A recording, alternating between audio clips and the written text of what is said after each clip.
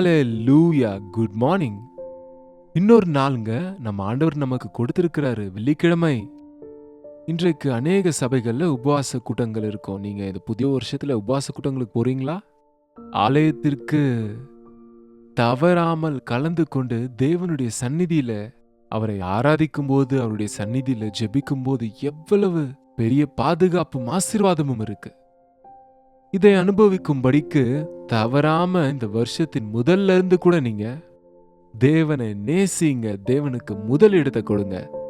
வாங்க ஒரு சிறிய ஜெபத்தை செய்வோம். பரிசுத்தரே, எமக்கு நன்றி ஆண்டவரே. இன்னொரு முறை இந்த காலை நேரத்தில் எங்களிடத்துல பேச வேண்டும் என்று கிறிஸ்துவின் நாமத்திலே கேட்கிறோம் பிதாவே. அமேன்.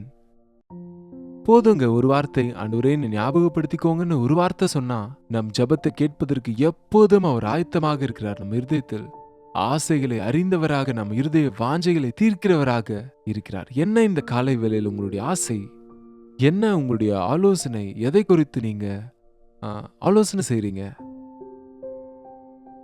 சங்கீதங்கள்ங்க நமக்கு நிறைய பாடங்களை கற்றுக் கொடுக்கும்.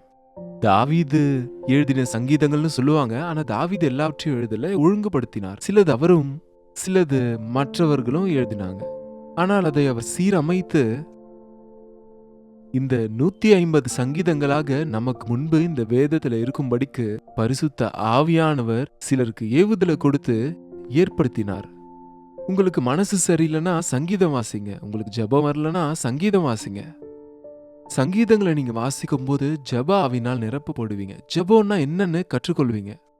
ஒவ்வொரு சங்கீதமும் இந்த சங்கீதங்கள் எல்லாம் கிட்டத்தட்ட அநேக சங்கீதங்கள் ஒரு கேள்வியோடு ஆரம்பித்து சங்கீதத்தின் முடிவிலே அதன் பதிலை தாவீதின் வாயிலிருந்தே வருவதை நம்ம பார்க்க முடியும். ஏன்னா நம்ம ஜெபிக்கும் போது ஆமேன்னு சொல்லும் முன்பே பதில் வரும். நாம் அநேக முறை கவனிக்கிறது இல்ல.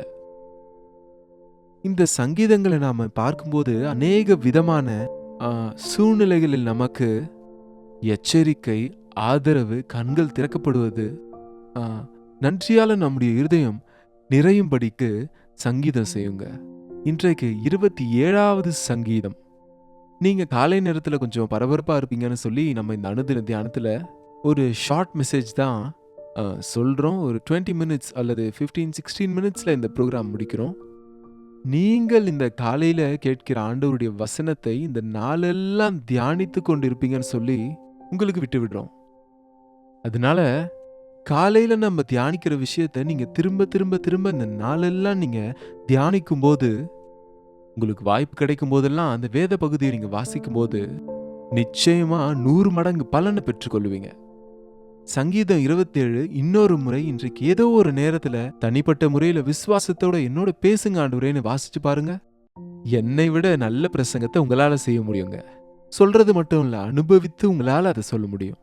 ஆமாங்க, வசனத்தை யாரு தியானிச்சாலும் அதுல இருக்கிற சாரத்தை பரிசுத்த ஆவியானவர் நமக்கு நிச்சயமா வெளிப்படுத்துவார். திருப்பிக் கொள்ளுங்க. சங்கீதங்களின் புஸ்தகம் 27வது அதிகாரம் 1 வசனம். கர்த்தர் என் வெளிச்சமும் என் ரட்சிப்புமானவர், நான் யாருக்கு பயப்படுவேன்? கர்த்தர் என் ஜீவனின் பலனானவர், நான் யாருக்கு அஞ்சுவேன்? நான் யாருக்கு பயப்பட வேண்டும்? நான் யாருக்கு அஞ்ச வேண்டும்? யாருக்கு நான் எதற்கு பயப்பட வேண்டும்? எனக்கு என் ஆண்டவராகிய இயேசு கிறிஸ்து தான் என் ரட்சிப்பும் வெளிச்சமும். எனக்கு அவர் வழியை காண்பிக்கிறவராக இருக்கிறார். என்னை அவர் காப்பாற்றுகிறவராக இருக்கிறார். அவர் என்னுடைய ஜீவனுக்கு பலனாக இருக்கிறார், கோட்டையாக இருக்கிறார். அவரின் பாதுகாப்பிலே நான் இருக்கிறேன். நான் எதற்கும் பயப்பட தேவையில்லை. ஆமாங்க, இஸ்ரவேலை காக்கிறவர் உறங்குவதும் இல்லை, தூங்குவதும் இல்லை. நீங்க தேவனுடைய பாதுகாப்புல இருக்கிறீங்களா? தேவனுடைய வேலி உங்களை சுற்றி இருக்கா? தேவனின் பாதுகாப்புல இருக்கிறீங்களா? நீங்க எங்க இருந்தாலும் அங்க தேவனுடைய பாதுகாப்பு உங்களை சுற்றி வேலி இருக்கணும்னு நீங்க நினைக்கலாம். ஆனா தேவனுடைய சித்தம் எங்க இருக்கோ, தேவன் எங்க இருக்கிறாரோ அங்க நாம இருந்தா அவரின் வேலி நம்ம சுற்றி இருக்கும். நீங்க ஒரு மூவி ஹால்ல உட்கார்ந்துட்டு ஆண்டவருடைய பாதுகாப்பு கேட்டா இருக்குமா? நீங்க ஒரு பாவத்தின் இடத்திலிருந்து என்னை இங்க காப்பாற்றுங்க ஆண்டவரேன்னா முடியுமா? இந்த உலகத்துல நாம தேவனுடைய சித்தத்துல இருக்கும்போது தேவனுடைய பாதுகாப்பு இருக்கும். எதற்கு சக மனிதன் பயத்தினால நிரப்பப்படுகிறான்? பலவிதமான பயங்களுக்கு ஆளாகிறாங்க. தேவனுடைய சித்தத்துல அவங்க இல்ல. தேவனுடைய பாதுகாப்பு அவங்களுக்கு இல்ல. அவங்க இஷ்டத்தின் போல அவங்க நடந்து கொண்டு திடீரென ஒரு பள்ளத்துல விழுந்து விட்டு அங்க பயப்படாம என்ன செய்வாங்க? பார்த்து பார்த்து கூட அந்த நெருப்புல விழுந்து அப்போ பயந்து கொண்டு கத்துறாங்களே தவிர, தேவனுடைய சித்தத்துல நான் நடக்க வேண்டும், இது பாவம், இது அழிவினுடைய வழி, இது அசுத்தம் என்று புரிந்து கொள்ளாம இந்த குடிக்கு, மதுக்கு, புகைப்பிடித்தலுக்கு, வேசித்தனத்திற்கு, சூதாட்டத்திற்கு, இந்த சிற்றின்ப பாவ போகங்களுக்கு இடம் கொடுக்கறவங்க அவங்க வாழ்க்கையில செய்யும்போது பாவம் ஒருவேளை சந்தோஷமாக இருக்கலாம். ஆனா அதற்கப்புறம் ஒரு தீராத பயம் அவங்களை பிடித்து அலைக்கழிக்கிறது. மேலோட்டமா ஒருவேளை கம்பீரமா காணப்படலாம். ஆனா தங்களுடைய பாவம் தங்களை குற்றப்படுத்தும் போது ஒருவேளை தெரிந்து விடுமோ, நான் பிடிக்கப்படுவனோ, அவமானப்பட்டுருவனோ, நிந்திக்கப்படுவனோ என்ற பயத்தோடய வாழ்ந்துட்டு இருக்காங்க. ரகசியமானது ஒன்றும் வெளிப்படாமல் போகாதுங்க. நீங்கள் ரகசியமாக அறைகள்ல பேசிக்கொள்வது மாடிகள்ல சொல்லப்படும். ஏதோ ஒரு நாள் நிச்சயமாக நாம யாருக்கும் தெரியாதது நினைச்சது நிச்சயம் வெளிப்படும். அதனாலதான் பாவம் செய்யறவங்க அது வெளிப்பட்டு விடும் என்ற அந்த பயத்தோடு ஒவ்வொரு நிமிஷமும் வேதனைப்படுவாங்க. என்ன உங்க பயம் இன்றைக்கு சொல்லுங்க? நீங்க செய்த தவறு எல்லாருக்கும் தெரிஞ்சிடும்ன்ற பயமா? உங்க மேல யாராவது பழி போட்டுருவாங்கன்ற பயமா? உங்களை யாராவது அவமானப்படுத்துவாங்கன்னு பயமா? உங்களை யாராவது வேதனைப்படுத்துவாங்கன்ற பயமா? உங்களிடத்திலிருந்து எடுத்துக்கொண்டு போயிடுவாங்க எதையாவதுன்னு பயமா? உங்களை அவமானப்படுத்தி விடுவாங்கன்ற பயமா? உங்களை அலட்சியம் செய்வாங்கன்ற பயமா? ஒரு வகையா ஒவ்வொரு மனிதனும் ஏதோ ஒரு பயத்தினால வேதனைப்படுறாங்க. மேலோட்டமா கம்பீரத்தை காட்டி மீசையை திருப்புவாங்க. ஆனா அவங்க இருதயத்துல தடதடவென்று இருக்கும். அவர்கள் செய்த தவறு அவங்களை பிடித்து விடுமோ என்ற ஒரு பயத்தோடு. நாம தெருவுல போயிட்டு இருக்கும்போது நாய்கள் குரைக்குங்க. ஏன் குரைக்குமோ உங்களுக்கு தெரியுமா? குரைக்கின்ற நாய் கடிக்காதுன்னு சொல்லுவாங்க. அது குரைக்குதுன்னு சொன்னா உங்களை பார்த்து பயத்துல குரைக்குதுங்க. அது நம்மை பார்த்து பயந்துட்டு இருந்தா நாம என்ன செய்வோம்? அதை பார்த்து நாம ஓடிட்டு இருப்போம். அப்போ நம்மை துரத்தும் அது. பாத்தீங்களா? நாம நாய்களுக்கு பயப்படும் போதல்ல, நாய் நம்மளை பார்த்து பயந்தாதான் குரைக்கும். அநேகம் பேர் தவறு செய்த பின்பு அந்த தவறை நாம கண்டிக்கிறதுக்கு முயற்சி செய்தா அதை சமாளிப்பாங்க. அநேக பேய்களை துரத்தின அனுபவங்கள் எனக்கு இருக்கு. ஒரு அசுத்தாவியை துரத்தும் போது அது எவ்வளவு வெறியாகும்னு சொன்னா என்னால போக முடியாது, நீ என்ன செய்யறியோ செய்துகொள் என்பது போல இருக்குங்க. கொஞ்ச நேரம் சத்தம் போடும். நான் ஆண்டவருடைய நாமத்தினால அதை அதட்டும் போது போய்விடுகிறேன் என்று சொல்லி ஓடிவிடுங்க. அதற்குதான் பிசாசுக்கு எதிர்த்து நில்லுங்கள், அப்பொழுது அவன் உங்களை விட்டு ஓடி போவான் என்று ஆண்டவருடைய வசனம் நமக்கு சொல்லுது. என்ன இன்றைக்கு உங்களுடைய பயம் சொல்லுங்க பாப்போம். நீங்கள் செய்த பாவம் உங்களை பிடித்துவிடும் என்ற பயமா? அல்லது இந்த உலகத்துல இருக்கிறவங்க உங்க மேல நிந்தைகளை போட்டு உங்களுடைய நிலையை இறக்கிடுவாங்க என்ற பயமா? அநேகருக்கு எல்லாருக்கும் முன்பாக என்னை அவமானப்படுத்தி விடுவாங்களோ, என்னை கேவலப்படுத்தி விடுவாங்களோ, என்னை மிதித்து விடுவாங்களோ என்ற பயம் இருக்கும். ஏதோ ஒரு பயம் எல்லா மனிதனையும் பிடித்து அலைக்கழிக்கிறது. அதற்கு தான் ஆண்டவர் பயப்படாதே பயப்படாதே பயப்படாதே என்று 365 முறை பைபிள்ல எழுதியிருக்குங்க. தினமும் ஆண்டவர் சொல்லுகிறார் பயப்படாதே என்று நம்மோடே சொல்லுகிறாருங்க. தாவீது சொல்கிறார், நான் யாருக்கு பயப்படுவேன்? என் ஜீவனின் பலன் அவர். எனக்கு பாதுகாப்பு உண்டு. என் ஜீவனை யாரும் தொட முடியாது. எனக்கு யாரும் தீமை செய்ய முடியாது. பொல்லாதவர்கள் என் மாம்சத்தை பட்சிக்க வந்தாலும் என்னை நெருக்கினாலும் நான் இடரலடைய மாட்டேன். எனக்கு விரோதமாக ஒரு பாளையம் இறங்கினாலும் என்னுடைய இருதயம் பயப்படாது.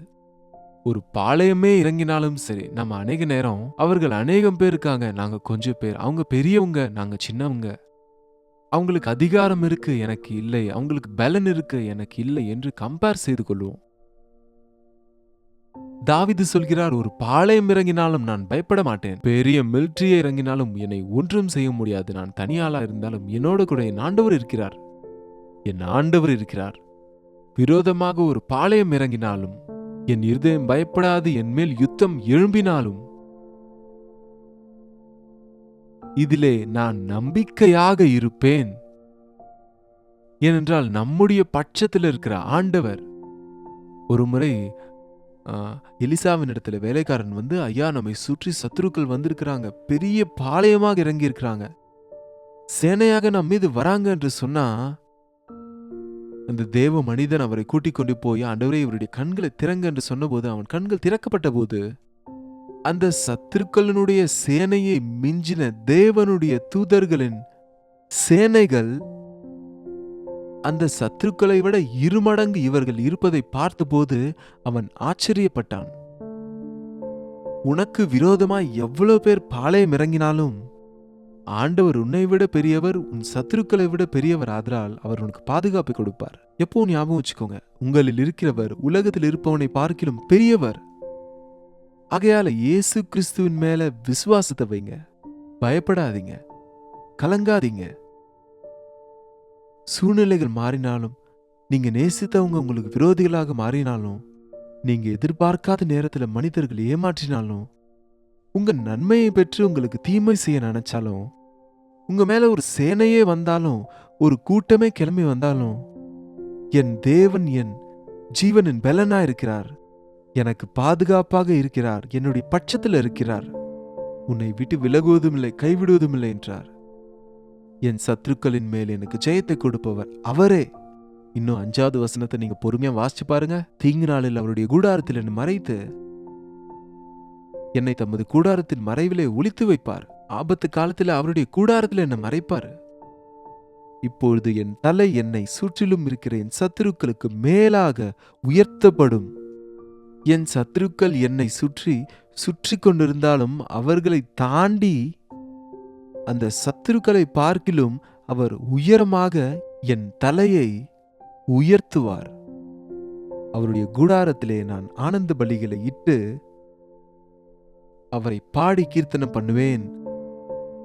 நீங்களும் வாசிங்க 10வது வசனம். என் தகப்பனும் என் தாயும் என்னை கைவிட்டாலும் கர்த்தர் என்னை சேர்த்துக் கொள்வார். தொடர்ந்து வாசிப்போம் 13ஆம் வசனம். ஜீவனுள்ளோர் தேசத்திலே நான் கர்த்தருடைய நன்மையை பார்ப்பேன். நானோ ஜீவனுள்ளோர் தேசத்திலே கர்த்தருடைய நன்மையை காண்பேன் என்று விசுவாசியாதிருந்தால் கெட்டு போயிருப்பேன்.